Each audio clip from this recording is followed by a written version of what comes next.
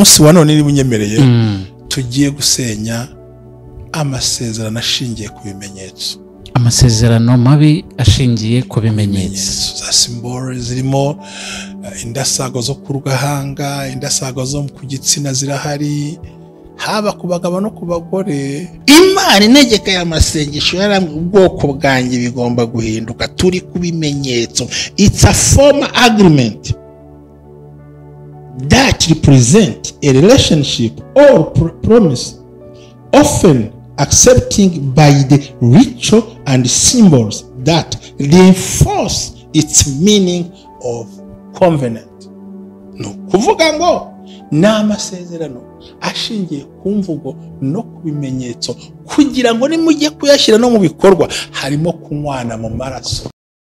Ubumwe bw'Abera Ministries yabateguriye amasengesho y'iminsi 7 yo gusenya ibicaniro bibi 5 evil altar, igicaniro cyo mu muryango cy'ubusambanyi, cy'amagambo n'imirage, ibimenyetso n'impano baguhaye ndetse n'ibindi bicaniro bishingiye kuri Satani. Zabari umunsi mwiza cyane iminsi 7 yo guhagarara wemye tukabisenya. A sensual covenant, sexual covenant, verbal verse covenant, symbolic covenant and demonic covenant. Tuzasenya dukubita ibihome hasi dusenya kugira ngo twakire imigisha hamwe na Reverend Mbabazi Jean Baptiste ku Umwe bw'Abera Ministries. Itari idini, itari itorero, ritenda no kuba ryo aho umuntu se yisanzura. Ngwino dusenye, injira mu buzima bushya, garura amatware yawe, garura ibyawe, garura abawe, garura umugisha wawe. Gusuje ngo hayi kaze ku Umwe bw'Abera Ministries, amavuta kandagira amateka ubuzima bugahinduka. Amazina ni Jerry, mbifurije umugisha w'Imana aho mudukurikiye muherereye hose. Imana ibaho umugisha cyane, abakoze subscribe namwe Imana ibaho umugisha aho kwagura Umwe bw'Abera Ministries. Turacyari mu masengesho y'iminsi 7 yo kurandura no kuvumaguza no ku masezerano abakurambere bagiranye na Satani. Ubwo ni amasezerano y'ibicaniro bya Satani. Mushumba waramutse wiriwe? Ya Imana iguhe umugisha mu izina rya Yesu Kristo Nazareti. Ndanezere ko nabashe kuboneka kuri uyu munsi nanone, kandi Imana ikumpera umugisha mu izina rya Yesu Kristo Nazareti wakoze. Kandi muri amasesho turakomeje, bitangaza ngo birakoreka, abantu bari kubohoka, abantu bari kugubwa neza. Abo twaraye tubanyagira ngo barabizi nabo bazi uko byagenze. Systeme ni yayindi, uri mu Rwanda ni SMS, ngushubije ni byiza wishime. Uri hanze nawe ni WhatsApp magambo make nitwa ndemerera handi ifuza ko dukora ukuntu ariko turacyakomeje nubwo ari iminsi 7 ariko tuzakomeza kino gikorwa kugira mu kwezi kwa gatatu. Abantu baraboshywe, abantu bararira, abantu barababaye, ntibari gusobanukirwa, abantu ntibazi ibyo barwana nabyo, aribaza impamvu ntayibone, impamvu arota nabi, impamvu atekereza nabi, impamvu ahura n'akaga. Ibyo byose byabaye impamvu zo kwafekta, ariko Imana irambwira ngo hari amavuta amanutse yo guhindura ikintu. Twemeranywa yuko ijambo rikurwaho n'irindi, imvugo ikurwaho n'indi, icano gikuraho n'ikindi, isengesho rikuraho irindi, igitambo gikuraho ikindi, kandi umwami wamwe akurwaho. Byose ni ngombwa ko tubikora turi muri ya mavuta. Aho uyu munsi wa none niba unyemereye tugiye gusenya amasezerano ashingiye ku bimenyetso. Amasezerano mabi ashingiye ku bimenyetso. Za simbole zirimo indasago zo ku rugahanga, indasago zo ku gitsina zirahari, haba ku bagabo no ku bagore. Umuntu bakamuca indasago rwose hepfo aho ngaho cyangwa hirya iyo. Hari inigi, hari imitako, hari uducumu, hari ibintu abantu bahabwa, hari utunigi basekuruza bahaga abantu ngo ntukajugunye, tugafate kazagatera amahirwe. Yego, ako karoroshye cyane. Hari n'umuntu uguha akabiju yabona utakambaye akarakabara, ati se kutambaye kaka warabibonye. Ese kuki unyibutsa kwambara ako kaka? Hari umuntu wampaye isaha, amaye isaha nanjye nishimira undi muntu ndayitanga, nyitanze arababara. Nyine yari hanjara kugiraho ikibazo, yari yayikuziritsemo nyine. Vuga se oya warayimpaye yabaye yanjye. So kinyine ugomba aho twahurira hose ngo amaze kugenzura igihe kinini ngo ntabwo kiyambara ngo iri ntiwayimpaye narayiguhaye, none se kuki ungenzura? Reka yaraguhaye yaguhaye remote control, yaraguhaye ntuze, yaraguhaye monitoring watch, yaraguhaye isaha gukurikira ngo ahagarika igihe cyawe yinjire muki.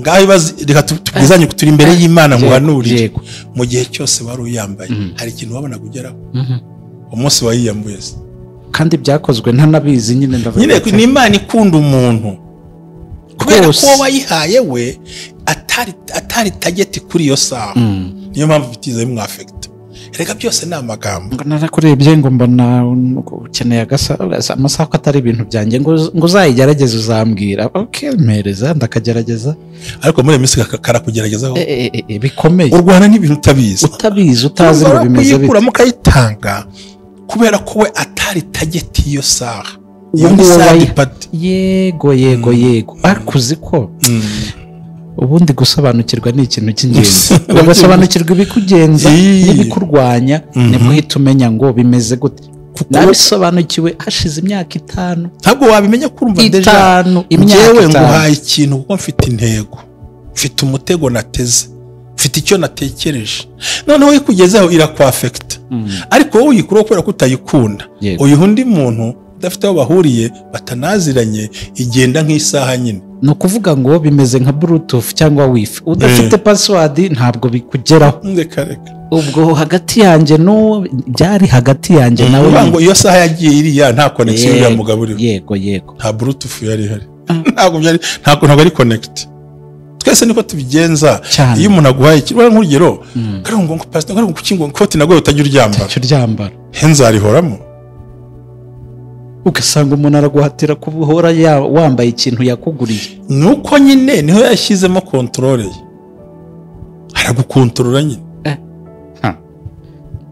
ibimenyetso rero tugomba kubisenya umuntu akaguha kabije ngo kutakambaye akakambaye cyaka gucunga akagaha umwana watakubwiye yego ibintu n'ajyambara kuboko by'ibintu batazi by'abana utuntu tw'udukomo utuntu tw'uduherena hari n'utundi tuntu abantu b'abakobwa cyane bakunda guhana basiga ku munwa utuntu basiga tw'udufondote ukagera ngo ni urukundo hamwe hashobora kuba mu rukundo yego ariko hari abandi bafite misiyo zabo yego wantije fondote yawe akatwara ubwiza reka byose ni amagambo erega ubundi kugutwara inyenyeri yawe ntago bisaba kuza ngo barwane nawe speak na gift hakindi ni ukuvuga no guha impano ukarambura ikiganza kandi iyo nguhaye impano ukakira kera ndaguze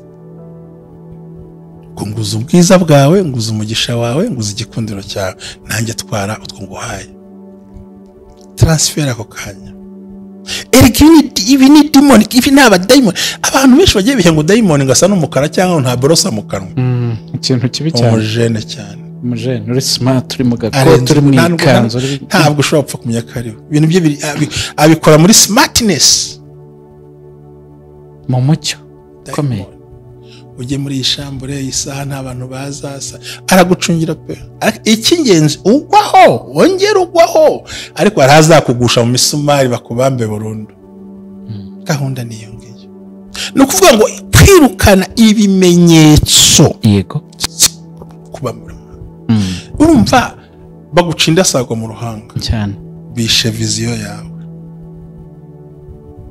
baguca indasago ku kuboko bishe ibikorwa byawe ngo mbere y'uko uri butekereze haraza imitekerereze ya gisatani haraza imigambi itari myiza ibyiza byawe utekereza kuzageraho barabibusanyije baraza babusanye banyereze bya bitekerezo mbere y'uko ukora ugira umusaruro hari ibiganza bakuze mu ivu niba ari ingona niba ari ibyatsi ntabwo tubizi amaboko nta mugisha afite baguca indasago kunda niyo mpamvu ababyeyi abana ameze kuriya baguca indasago kuri sex niyo mpamvu umugabo n'umugore mudashwamutse kibana amahoro ngo barashaka abagabo barabuze baguca indasago mu bitugu ntuzi umwanzi uguturuka inyuma muri cyane mu birenge no kumano no barahamuritse hari igihe baca indasago ku mano yo hasi yego ngo aho ujya mbere y'uko utera intambwe hari umudayimoni uhari ibyo rero ni ibimenyetso ndetse n'impano runaka zishingiye mu gutongera abantu baduhaye atariko kukiya atariko batyankweto nagoye kutakiyambara nuko twahuye ntayo nambaye cyane ngo njya muri bisubizo ubwo se uracyayifite ibaza ariko niba ufite amakuru menshi unagira ngo numve da yumve nigendera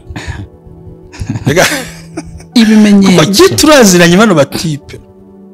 Hari umuntu umwe ngene waranzi n'ubu nzika nkurikirana, hari nzika nkurikirana narabikubwiye ubushize twicaye. Yego yaragiye gura inkweto mu mujyi abanza kurwigera. Waramubwiye sha ngarara gutoranyiriza ruhenze ahita abanzamo ikirenge ati twarajyana tarwama. Yashyiragamo ikirenge cye nta cyanjye cyari gihari kugira ngo akumvire ko nta kintu kibi kirimo. Arewe ibyo bagerageje bikora abana babikore n'abandi yabije. Hari ibintu by'inigi imitako ariko abantu babyitondere, ntabwo ari byose banyumve neza. Intebe za kinyarwanda, amacumu, ibishingiye ku muco ntaho bihuriye na Satani. Ubwo ni imitako nyine yari yose ntaho bihuriye. Yego ntibabyitiranye. Uguhaye irya ntebe avuze iki? Ikibazo si parufe avuze iki? ni uwakiguhaye n'uburyo yakiguhaye. Nje naguha parufe ngo Uwiteka aguhe impumuro nziza, ndi umushumba, umuhesha w'umugisha. Uhereye none amafaranga uyahumurire, abantu bahumurire ngo ukuye impumuro mbi y'abadayimoni. Akira urabyemerewe byakunda ariko muhaye amavuta azanukira abantu, ntajya mu cyumba kuryama azanukira umugabo, ntajya azanukira umugore, azanukire bashebuja. Ubumwe bw'Abera Ministries yabateguriye amasengesho y'iminsi 7 yo gusenya ibicaniro bibi 5 evil altar, igicaniro cyo mu muryango cy'ubusambanyi, cy'amagambo n'imirage, ibimenyetso n'impano baguhaye, ndetse n'ibindi bicaniro bishingiye kuri Satani. Zaba ari umunsi mwiza cyane iminsi 7 yo guhagarara wemye tukabisenya. A sensual covenant, sexual covenant, verbal verse covenant, symbolic covenant and demonic covenant. Tuzasenya dukubita ibihome hasi, dusenya kugira ngo twakire imigisha hamwe na Reverend Mbabazi Jean Baptiste ku Umwe bw'Abera Ministries. Itari idini, itari itorero, ritenda no kuba ryo, aho umuntu se yisanzura. Ngwino dusenye, injira mu buzima bushya, garura amatware yawe, garura ibyawe, garura abawe, garura umugisha wawe. Ntizikamwegera amafaranga akamunukira akagutongera maze ugenda amahoro ayiwe kandi agupfunyikiye umwanda kubera ko ufite za ndasago n'ibimenyetso. Umuvumo winjira nk'uko umuyaga nk'isengekera. Hari ibintu byinjira bitavunanye n'umuyaga, umuyaga winjira byose byinjira n'ubundi nta kigukingira gihari. Ntiwamurikiwe Imana, wamurikiwe abadayimoni. Ntiwakorewe Imana, bagukoresheje imyuka mibi. Aho utambuka baragutongereye. Nyamara Dawidi yavuze ngo itaba ijambo nabitse ijambo mutumwe ntagucumuraho ngo kandi ijambo ritabaza ry'ibirenge byanjye. Urumva we deja we ijambo nitabaza, ariko indasago nitabaza. Byabinyuranyije ibyakakubereye umugisha ahasize umuvumo. Nkwature yo guhumura no guhumurira abantu neza, mfite ubwo ubasha ko narabyemewe. Undi nawe kwature yo kunuka, ntakaraba ntagake, ntakisiga ntakagende, kubera ko wifitemo za ndasago hose no munsi hepfo barazica burya. Ko abagabo duteye turizi n'abagore turizi twese. Ibyo byose bikaba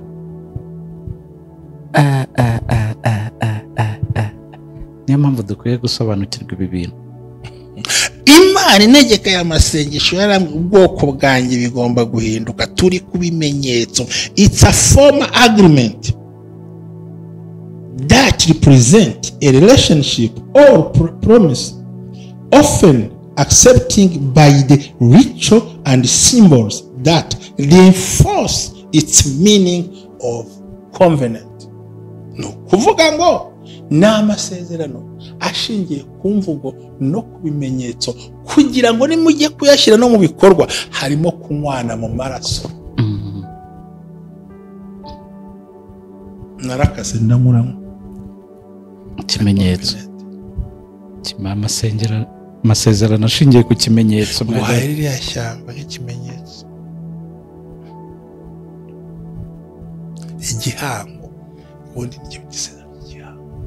sinzakumenera ibanga, sinzigera mvuga ko uno mwana namubyaye. Dufite abana bise basa batari basa, kandi ugasanga na nyina azi neza ko uwo mwana atari se, ntahahuriye, ariko akabika icyo kintu gipfuye gutyo. Kandi kera umwana akazamenya ko nyina yamubeshye, nawe akabibika, umuriro ukaka hagati muri bo. Ibihango bipfuye n'amagambo apfuye n'ibimenyetso bipfuye. Wari gasivu wambara ivu, wafashe imyanda mu kirundi bivanywe n'itaka. Hari ibintu mu bapfumu baguhaye, hari utuntu wisiga, hari utuntu urigata, hari utwuminjira mu biryo. Iyo ni ibimenyetso n'amateka kubuza kuzaza. Ni gute wagira umugisha niba ifi y'igiti itabasha kwitunga bakayisya? Nizarinda wowe muzima kandi uhumeka. Kuki twisunga ibipfuye? Bohoka today tukusanya ibintu nakuri. Agaho kingo yapfuye ngo itarinze bagiye ngo bayibaga, uruhu rw'ingo rwakunde ngo itaririnze. Amavuta intare zigira amavuta igira ibinure ngo ni igitinya. Nakakubeshya ngo hano ngo tuvura indwara zidakira. Niba zidakira zivuza iki?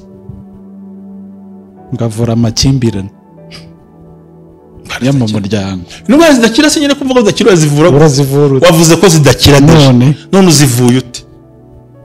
Tuvura indwara zidakira, ubwo bakongereramo zikaguhura. Ibi bimenyetso tuma kubyitondera. Hari inka z'agasuzuguro, hari ihene z'agasuzuguro, hari amatungo y'agasuzuguro, hari n'ibintu baguha kugira ngo bakuzirike hafi yabo. Wabyiyambura. Ndamuzi mugenzi wanjye, naramubwiye ntiyambura icyo kintu. Nta nubwo twahuriye ahantu mu butayu batarabufunga. Yego. Ndamubwira ngo mu ikofiya hari mu $1 rimwe ure muri jugunye. Nagiye mbibona n'abantu benshi, ariko rikuremo harimo inote.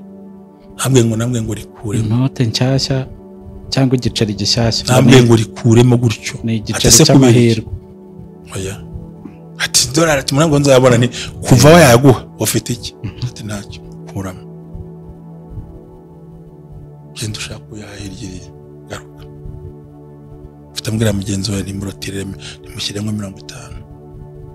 Turamusengera tumwirukanaho umwuka. Genda utunga abantu urye ntuzongere gukora na bintu. Yakwibye inyenyeri.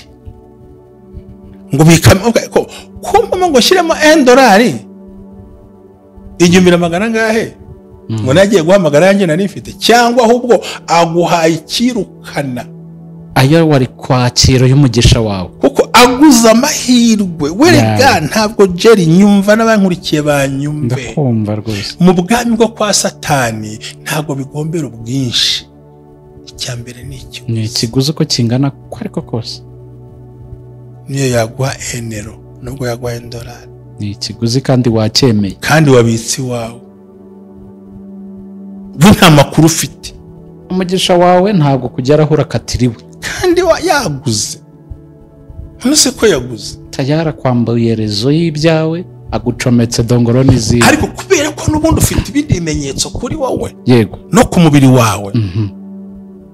Kandi ibingo bigenda byafata. Ibi rero bituma no muntu buri gihe ahorana amakimbirane n'abantu, inzangano, kurogwa, kurwara hato na hato, inzara zishira, ibibazo bidashira bitarangira. Ariko muri aya mavuta twe ntituri gutinya, turimo turasenya bino bicaniro, ariko senya ibyo wumvise, wasobanukiwe kandi wicayemo, ukamenya naho uhera. Bigushukisha ibishyimbo bitukura, wimera nka ntuze nka Esawu. Witaho wayo ngo washonje urakozera ngo Yakobo aguha ibishyimbo wemera utanga ubutwari. Gurisha umugisha wawe. Witanga ubusugi, witanga ubumanzi, witanga amafaranga, humura na Imana iragukunda. Ahubwo ikibazo ni ibihemetse. Uyu munsi rero ni ugusenya indasago, incandago, ikintu cyose n'ibindi wumva wahawe ukumva ntubikeneye muri wowe. Kandi niba umuntu akwibutsa ngo wa mwenda naguhaye urihe, ushaka yitubika ntuzongere no kuwambara. Kuki unyibutsa ko icyo wampaye kugikurikirana? Ubwo no kuvuga ko atakiguhaye, ahubwo agifiteho ububasha butuma kugeraho. Yakiguhaye nk'impamvu yo gukontorora. Yego, mu magambo make nicyo. Sundi yamenye gute kutacyambaye? Sho twari kumwe. Ubwo aba yabicunze nyine, yaragushyizeho n'ingenzi zimenya ko ugifite cyangwa utagifite. Ibi bintu rero tugomba kubisenya mu izina ry'Umwami Yesu Kristo. Amen. Mwiyambure mujugunye baremerera byose. kuko nta handi hantu azagutwara. Ni ibimenyetso bigomba gusenyuka biri ku mubiri wawe, biri ku maso. Urabuti bizasenyuka bite? Suko tuzagusengera ngo indasago zihanagurike, ariko icyatumye zijyaho zigomba kuvaho mu izina rya Yesu, kikavaho ukabohoka, ukanezerwa, ukuzura Umwuka Wera, ugatabarwa, ugatsindwa. Iki gicaniro turagishenye mu izina rya Yesu. Gahunda ni kwa kundi uko nabasobanuriye. Yego. Hari gisigaye buriya? Hagisigaye. Mani bawe. Barakoze cyane Mushomo.